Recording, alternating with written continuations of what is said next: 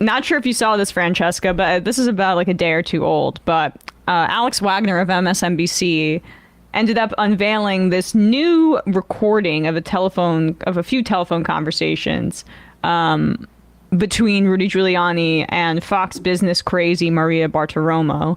The more incompetent crazies go on Fox Business. If they're not ready for prime time, that's where Murdoch will kind of hide them. But you can get your fix if you want over there. Yeah, everything's more made up on Fox Business, believe it or not, than on regular Fox. Right. And then sometimes if you're lucky, you're able to make the jump over to real-time Fox. But like oftentimes he'll like make it a graveyard for guys like Lou Dobbs and Maria Bartiromo, who's younger than Lou Dobbs, but like she's not under 40, so that's kind of aged out for the most part in Murdoch's mind. She is also like weirdly like she used to be like, and I'm not even saying from my perspective, but like she was like a broadly respected sort of like business journalist. Like, right. She was initially considered to be one of like the so-called like normal ones on Fox, and now she's just like absolutely the most crackpot like nut job on the air there, basically this right. side of Laura Logan, Mm-hmm. Exactly.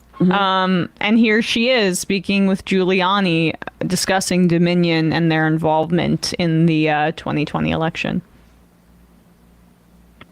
I'm going to be asking you for as much evidence as you can tell us about these lawsuits. Whatever you can tell us in terms of evidence would be really helpful. Okay, great. I can tell you exactly what we have. Perfect. And what about this software, this Dominion software? That's a little harder troubling to tell you. Right, it's being analyzed right now. I mean, there are a couple of races that have been reversed because the Democrat was triple counted, two already in Michigan. Now, whether that applies for the whole state or not, I can't tell you yet. This Dominion software, does Nancy Pelosi have an interest in it? I've read that. I can't prove that yet. Okay. Can't prove that. So that question there was about if Nancy Pelosi is financially invested in Dominion. Yeah, I got a special interest in. Do we know if that claim was made on air? I'll see if I can find it. Okay, yeah. Because that's another interesting thing. But like, I love that I love that Bartiromo was like, tell me exactly what you have. And he was like, no, of course, I'll give you everything. I don't really know what's going on with Dominion at all or anything like that. And the point that this is like, why this is important is that they went on air anyway and spoke about like a lot of questions to be answered. I mean, effectively on air, it was similar to that, right? Like Sidney Powell went on air, and was like, I don't know, I hear that Nancy Pelosi's invested in, and just whatever, doing her little, like, as I call her, Talbot's Bigfoot, because she really is just like if a really Bigfoot is. went into a Talbot's and was like, I'll take that. It's amazing. And hey, it's an upgrade from normal Bigfoot. I'm sorry, but yeah, so that's what it was. It's like, Bartiromo being like, and are we sure that Italian satellites didn't ping pong their satellite rays off of the Jewish space laser, and then and then switched the votes, and like Sydney was like, yeah, that's exactly what happened, right? Like so it kind of is like, and I love how Giuliani's like, Bartiromo's like, do you have anything? Like, what's the evidence? And he's like, yep. Yeah. She's like, great. So what can you tell me anything? I've heard it. It really is also fascinating, too, that these calls between Fox hosts and communications between the Trump team were really regular. I mean, it's not like we on the left don't communicate with people on the teams sometimes of members of Congress who are on the left, but it's kind of rare. And for the most part, I'm doing it to book them on the show or something like that. We're not having strategy calls with the Biden administration or the Bernie Sanders campaign or something like that. That's what's so irregular. And then you pair that too with like Sean Hannity clearly had a direct line to the White House. He was texting them throughout January 6th, Sean Spicer, right? They were buddies. Yeah. Was Spicer still in office at no, he was texting. He was texting Meadows. Meadows was super. Everyone was embedded texting with, Meadows. Yes. I was just like, can we make this a group chat? Because I'm really getting a lot of this. Mark Meadows and 250 others. Hey guys, it's me, Mark. So just to give some context there, apparently, what we just heard was recorded on November 8th. And November 8th was a Sunday, and Bartiromo had Sidney Powell on when she had Powell on based off that email from that like crazy so-called source she had, who was like, the wind thinks I'm a ghost. Like I was decapitated as a young child. That if you'll recall, that that was the source of Sidney Powell's research. Real deep thinker. So the dispute, though, is whether Giuliani and Bartiromo's conversation happened before or after Sidney Powell came on. Gotcha. So it's, in a sense, I guess, to see if like that undergirded what Bartiromo was asking about, even though she knew it was not credible at all yet. That's amazing. Yeah, it's these people are very craven. That's all I gotta say about that. Yeah, it sounds like it happened before. Like this is definitely a call that led to that interview with Sidney Powell that we've seen.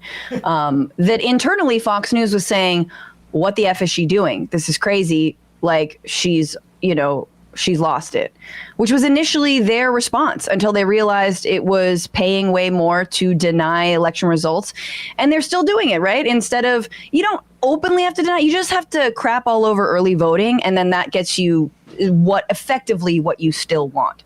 I just think it is really funny, Emma, you even comparing, like, love the Majority Report, huge audience, Fox News level, Fox News, Sean Hannity campaigning with a presidential candidate or the president, like having a direct line.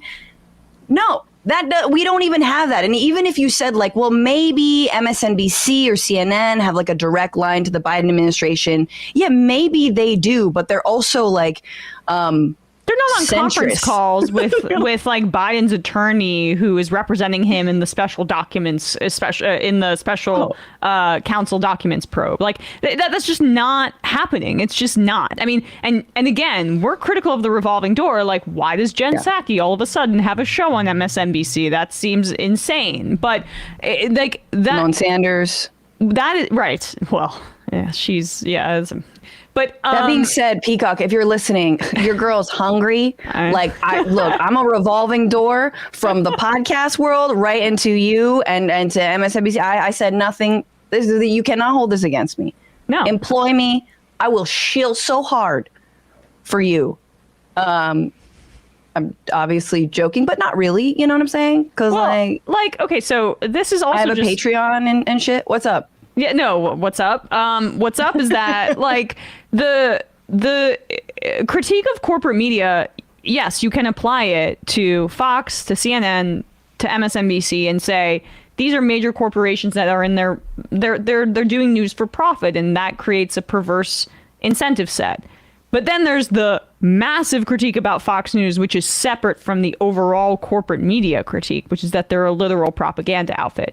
And conflating MSNBC and Fox News is irresponsible because you can the criticism of the criticism of MSNBC is that they are a corporate entity and that maybe they work too closely with some of the Democratic operatives. Fox is on another level, and I hate the false equivalence that I see sometimes online about that. Oh, absolutely. Also, Fox just lies. Yes. Constantly. So there's that. There's like truth, a little bit of truth, and just all lie.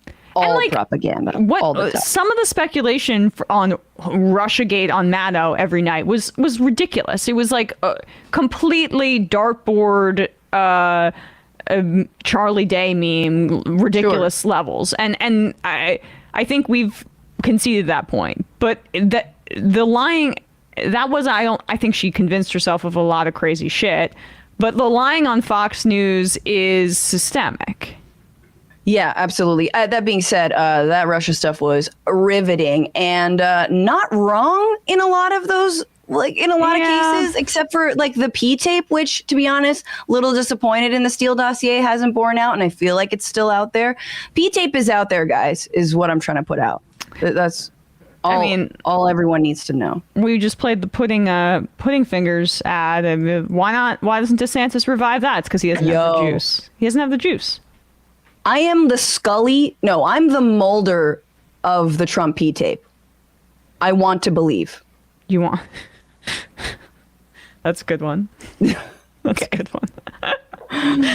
Demian writes in, I feel like I used to see Francesca at punk shows back in the day. Is that possible?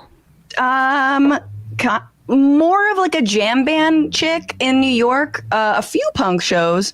Definitely anti-war demos in the early 2000s with like some crust punk anarchists. So you're so much cooler than me. That's the not thing. really, dude. I think that's the thing. Nah, I'm just old. I think that's the difference. I'm getting there. Oh, Dave, Emma, what are you, like 24 now? yeah, I turned 29 next week. 29 next week. Yes, I do. Ooh. Last year my Happy 30s early coming up. birthday. I mean, last year my 20s coming up. Thank you.